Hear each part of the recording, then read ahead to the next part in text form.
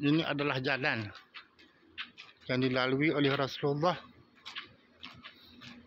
bersama tentera Islam untuk berundur daripada peperangan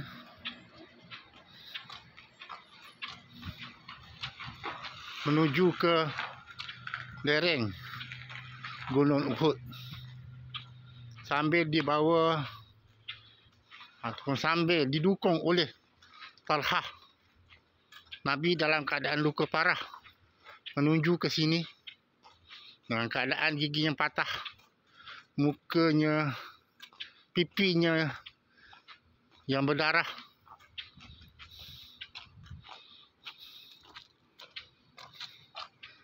Kita boleh bayangkan bagaimana Nabi pada masa itu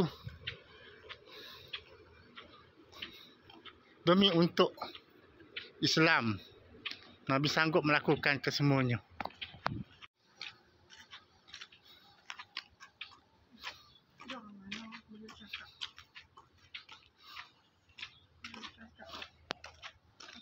Inilah dia jalan menuju ke satu gua yang mana Nabi berehat sambil menyandarkan diri dalam keadaan kepenatan dan kelelahan, menahan kesakitan yang dialami oleh baginda.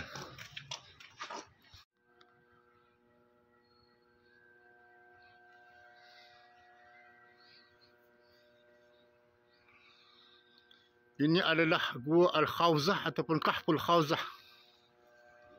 Apabila melihat tentera Islam turun dari Bukit Pemanah, Khalid bin Al-Walid, ketua tentera berkuda Quraisy, bertindak membalas, mengelilingi bukit dan melakukan serang hendak dari arah belakang. Dalam keadaan tersebut, tentera Islam terkepung dan menjadi lemah. Kemudian tersebar khabar angin mengatakan Nabi telah terbunuh. Keadaan ini menyebabkan tentera Islam menjadi kucak-kacir. Walau bagaimanapun, Nabi Muhammad SAW selamat dengan dilindungi oleh beberapa orang sahabat. Dalam keadaan yang sangat getir itu, Ubay bin Khalaf menghampiri Nabi Muhammad SAW untuk membunuh baginda. Namun Nabi Muhammad sendiri mengambil sebatang tombak dan terus merejam leher Ubay bin Khalaf lalu membunuhnya.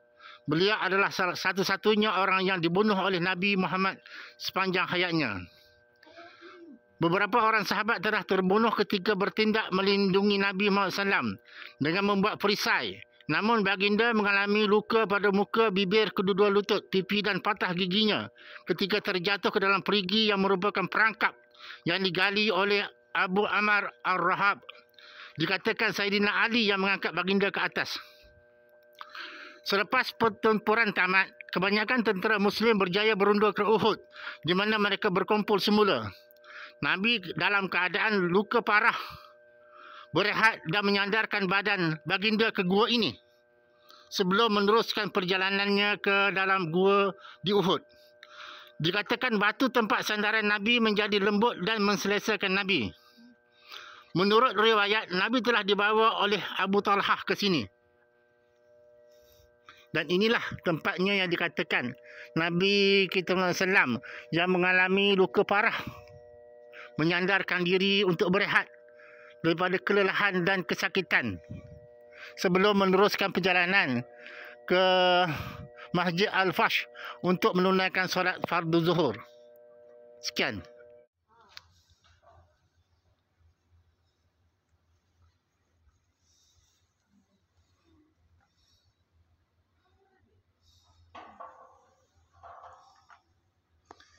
Ini adalah Masjid Al-Fash, iaitu sebuah masjid kecil di bawah Gunung Uhud. Diriwayatkan bahawa Nabi kita SAW telah menunaikan salat zuhur secara duduk selepas peperangan Uhud kerana kecederaan yang dialami semasa peperangan, dan umat Islam salat duduk di belakang Nabi.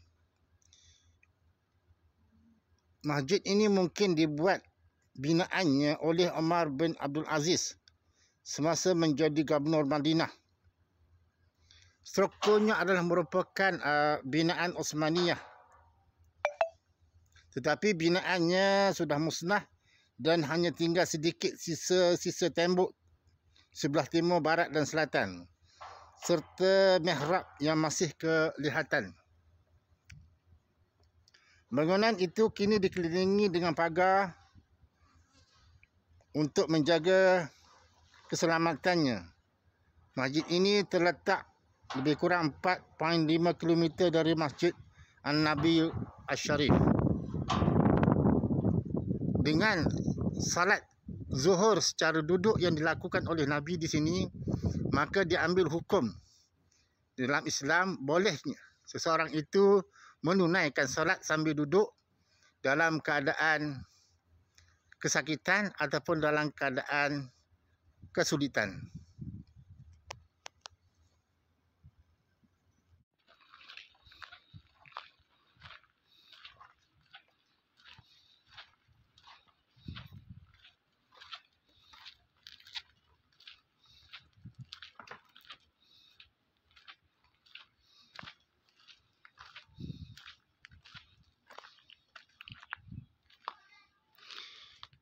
Ini adalah gua Gunung Uhud,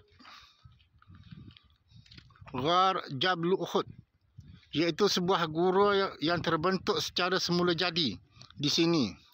Gunung Uhud menghadap Masjidil Nabawi. Dikatakan bahawa gua ini boleh memuat antara 4 hingga 5 orang di dalamnya. Di sinilah Nabi kita SAW berlindung selepas tercedera semasa perang Uhud. Dia dibawa ke sini di belakang Talhah radhiyallahu anhu. Ada pendapat menyatakan bahawa bau wangi masih segar jika kita menghampiri gua tersebut. Dikatakan bau itu datangnya dari darah Nabi yang terkena ke batu di sana. Pasukan tentera musyrikin yang diketuai oleh Abu Sufyan mengejar sehingga ke sini. Apabila mereka gagal membunuh Nabi dan para sahabat yang terkenal, mereka berpatah balik dan membalas kemarahan mereka dengan mengerat dan memotong tentera Islam. Iaitu memotong tentera Islam yang mati syahid, termasuklah bapa saudara Nabi Saidina Hamzah bin Abdul Muttalib yang dibelah dadanya dan dimakan hatinya oleh Hindun. Tetapi kini gua ini tidak boleh lagi dimasuki kerana telah disimen, ditutup oleh pemerintah Saudi untuk menjaga keselamatan. Dikatakan bahawa batu untuk naik ke atas itu begitu licin dan perlu berhati-hati.